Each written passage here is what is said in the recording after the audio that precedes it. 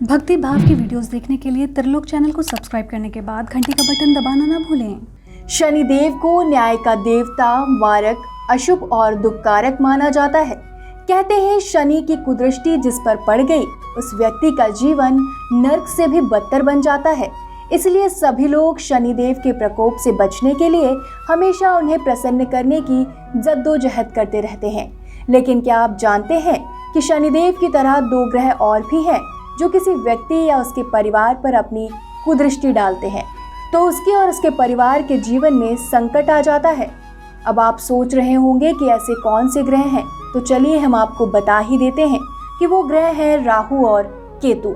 जब राहु केतु किसी पर क्रोधित हो जाते हैं तो व्यक्ति को जीवन में कदम कदम पर दुख झेलने पड़ते हैं। इतना ही नहीं, उसे मृत्यु तुल्य कष्टों का सामना करना पड़ता है। लेकिन जिन व्यक्तियों से राहु केतु प्रसन्न हो जाते हैं उनको सारे सुख बहुत ही सरलता से मिल जाते हैं। राहु ग्रह भोलेनाथ के परम भक्त हैं और आपके लिए ये एक सुनहरा मौका है जब आप भोलेनाथ के साथ साथ राहु केतु को भी प्रसन्न कर सकते हैं।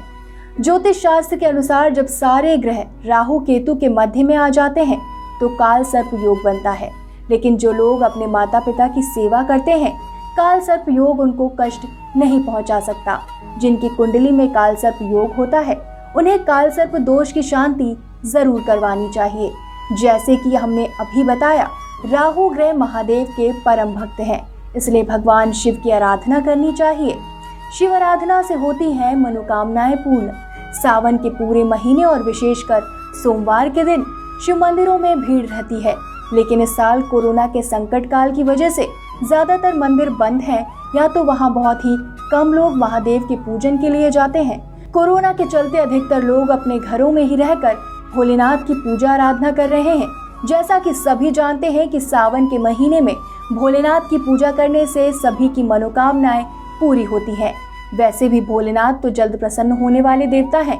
इनकी पूजा बहुत ही आसान होती है। अगर आप भोलेनाथ को एक लोटा जल और एक पत्ती भी अर्पित करेंगे तो वो आपसे इतने में ही प्रसन्न होकर आपको मनोवांछित वरदान दे देंगे।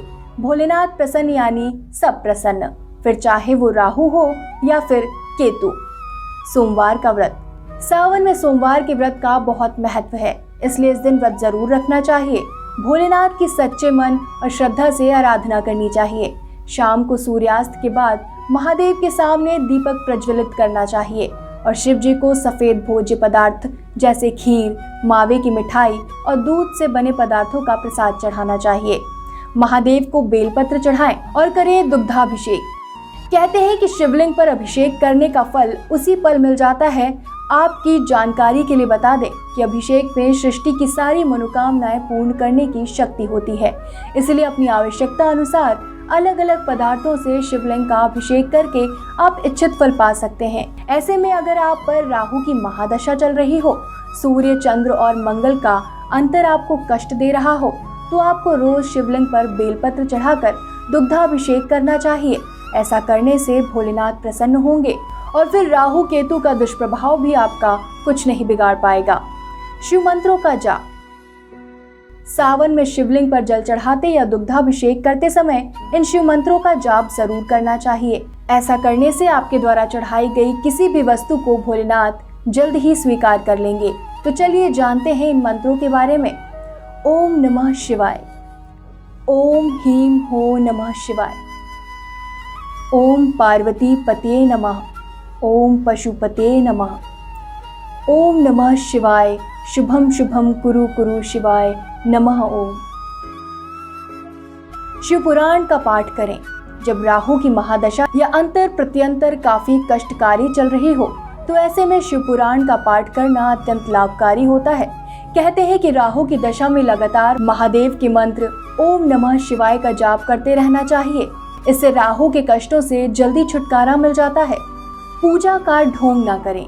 अगर आपके जन्मांक की स्थिति में राहु ग्रह चंद्र और सूर्य को दूषित कर रहा हो तो आपको भोलेनाथ की सच्चे मन से पूजा अर्चना करनी चाहिए।